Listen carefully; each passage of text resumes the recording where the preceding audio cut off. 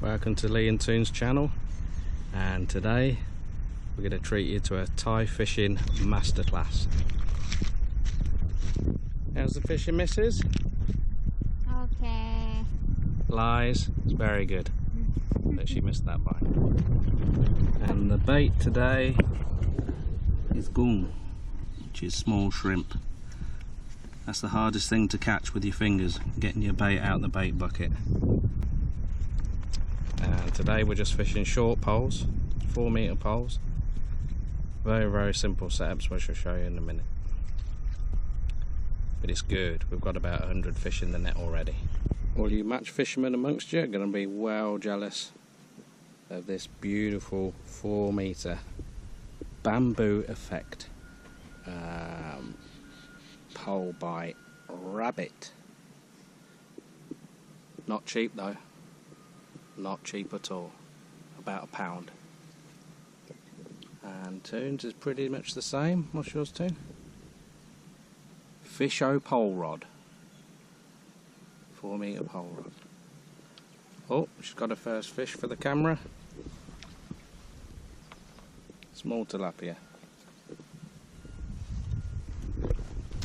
Keep nets from the UK.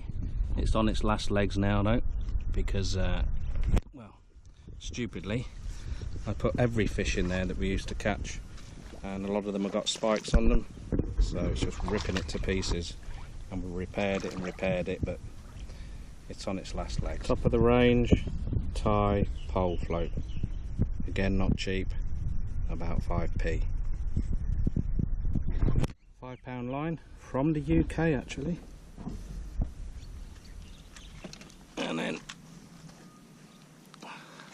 as all the big TV presenters say, at the business end, all Toon's got a biggie. Well, big for Thai standards.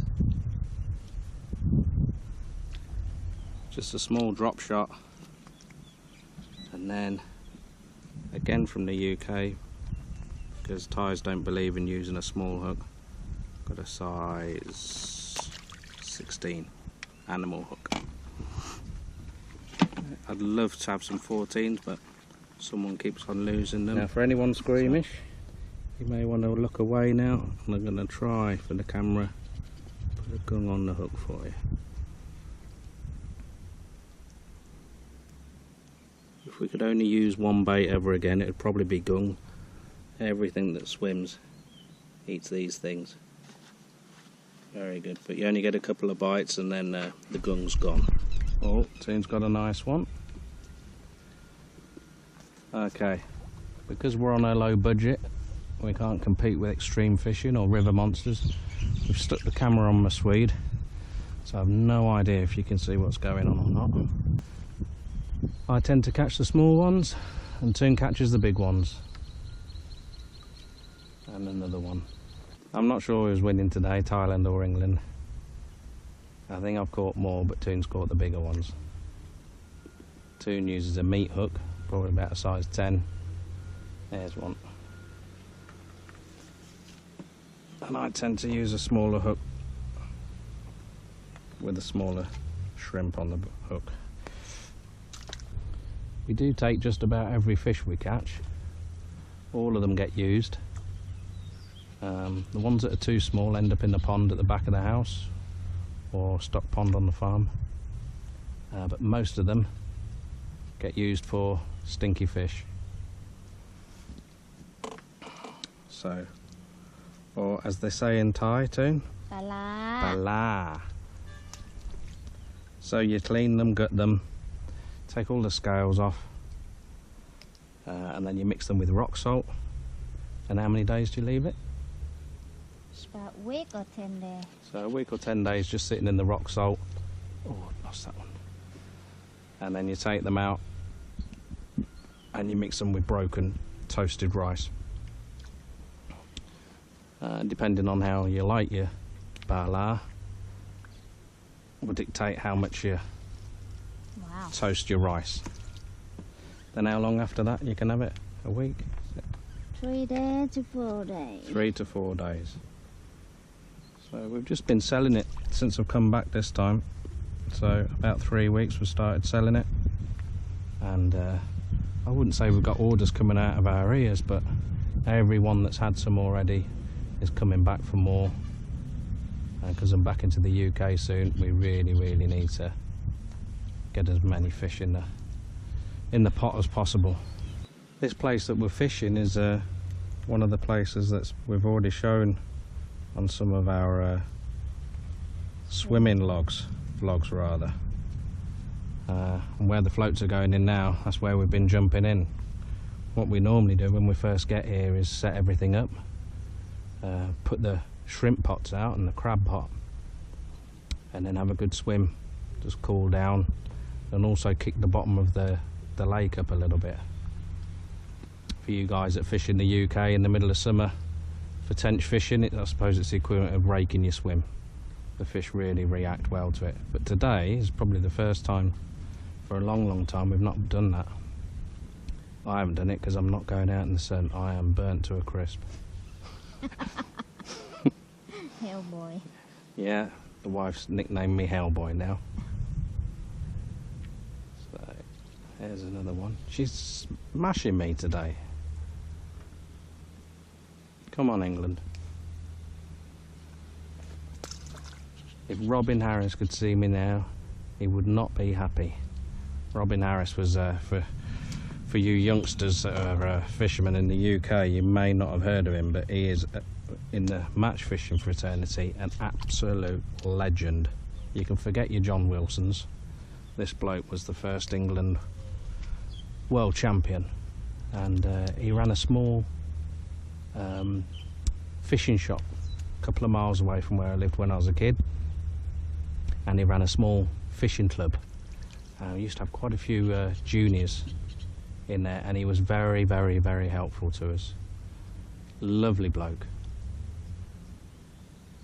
You could catch a fish in your bathtub. He was that good. Freshwater dolphins. Oh, yeah, there's a lot of freshwater dolphins in here. Softly strike one for camera, please. Okay. Softly. Oh. See? See? I'm always getting told off for striking too hard. Thai people don't generally strike at any bite they see. Like in the UK, you get a small bite, you strike hard at it. Here it's softly, after they've been nibbling on it for quite a while. Oh, I haven't got the patience. See? You see, even when I catch a fish, it's down to my wife. I can't take the credit for it.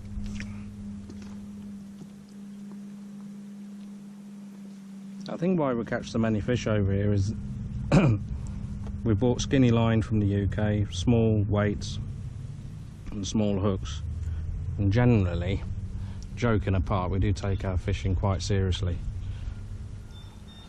You get loads of people driving past saying, "Oh, Falang fishing again." It is nearly every day.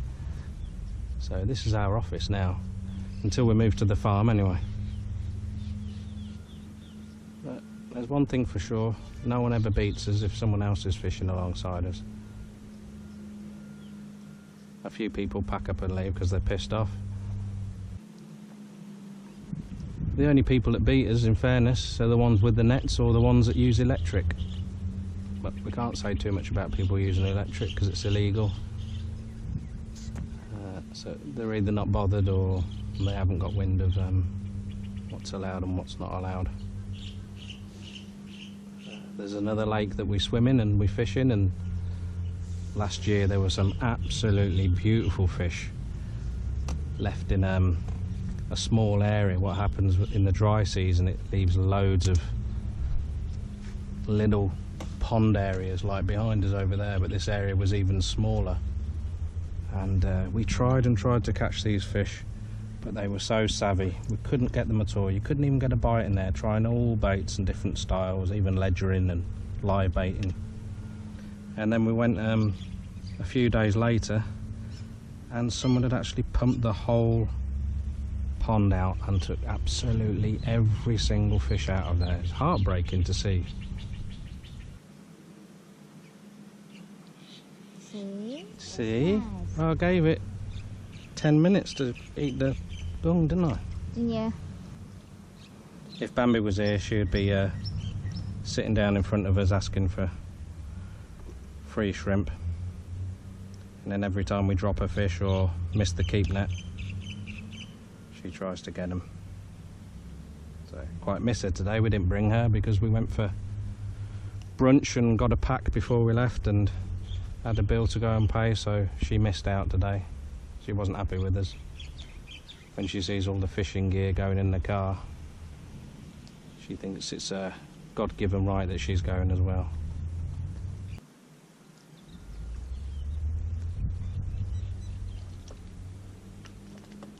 If my old match fishing mates could see me now getting outfished by the wife, I'd be getting some serious stick. Me and Toon did quite a lot of fishing back in the UK. We sort of started off freshwater fishing, but it was quite difficult to explain to Toon that you couldn't actually take the fish out the river and eat them.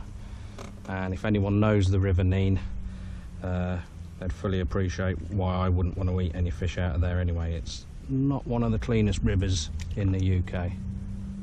So then we started doing a bit of sea fishing, but I didn't have any sea fishing gear, so we got some cheap setups and we fished on the east coast, and we did very well. But then I had to try and explain to Toon that the fish had to be a certain size to be legal to take. So of course in Thailand nothing's too small to eat. Going on holiday, we used to camp in Anglesey quite a lot, and we used to catch quite a lot of crab and lobster. Again, trying to explain the legal size of lobsters and potential fines of £2,000 per lobster. So yeah, I was a bit twitchy. But, I'm not saying that any of them ended up on the barbecue. Spider crab. Yeah, we used to put spider crabs on the barbecue. Octopus. Octopus, yeah. Oh, I still remember that kid on the... where was it we fished? Where you got that spider crab and you put it on the barbecue upside down alive, and that kid walked past and he thought it was something like a horror film out of a Saw video or something. Hollyhead, isn't it? Hollyhead, that was it. But spider crab's good eating. The crabs here are very, very good as well, freshwater crabs. But we didn't bring the crab pot today, someone forgot that. Not me. You see guys, even when it's not my fault, it's my fault. I'm Fig the Chucky, remember? You lost the car. See. Where the fish gone? Oh, with my shrimp, that's where they've gone. Said you trim for the date. Date or dead? Date. Go for dinner. Some of them are coming for dinner.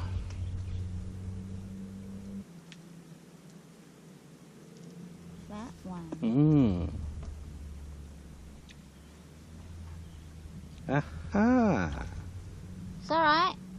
Show me, show me. No! Ha ha! Ha ha ha! That not count. Lost. Falang lost. Sorry, England. Oh, Wally. Because you're a good heart to let the fish go in. It's just gone a little bit quiet now, isn't it?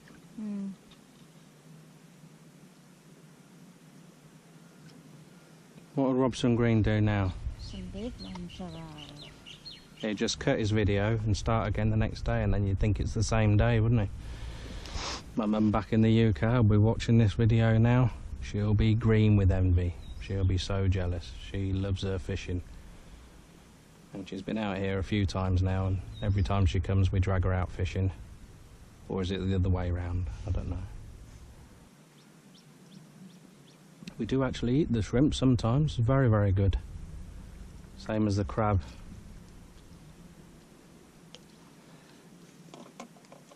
So we certainly catch more than enough for bait. Also got a little landing net that Tim walks around with if we're struggling to get the pots filled up quick enough for bait. And then at the end of the day we just go and get all the pots in. We've got 10 pots now, so if we don't eat them they go in the back fish pond. Helps the ecosystem in the ponds, and the fish love to eat them as well. The crabs have been put in there as well, but unfortunately some got put in the top pond by someone, and it's not very deep, and with all the water hyacinth we got growing in there, in the evening time the crabs climb on top of the water hyacinth and out of the pond into the back garden where Clop and Spoon are, and then all through the night they're barking. As soon as they see a crab they'll start playing with it, and they won't stop barking until you go out in the garden to say, look Mum and Dad, how brave we are. It's definitely a bit slower now. Oh dear.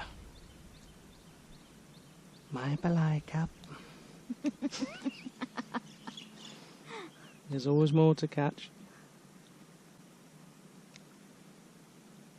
I have no idea if you can see these fish with this GoPro stuck on my Swede. I look like a minion. Gonna miss our exclusive fishing location for a few weeks. We generally speaking have this to ourselves every single time. It's Mr. Lee. Get the fish out the lake. Seriously. Hear that? Hey, Wow. not bad. About 5 kg. Yeah, I think about this is where to go everywhere. Ready?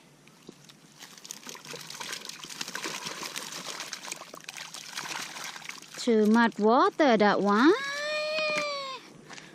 Hey Bambi. So we just got back from fishing. Toon's nipped off to the market. Get something for dinner. She's gone on the motorbike. I've got all the gung out and I've graded the fish. So these are all doomed for the chop. For our bala, our stinky fish. Toon says she's cleaning them tomorrow morning. I know I'll get roped into that. And these are for our stock pond. I'm not going to put these in down the farm. These are going to go in the back of the house. They'll be a lot safer there. Okay, I better crack on. Job's done. Car's empty. Dogs are fed. Fish are fed. Chickens are fed. Collected the eggs. It's now what we call lead time. Ooh, look at them babies.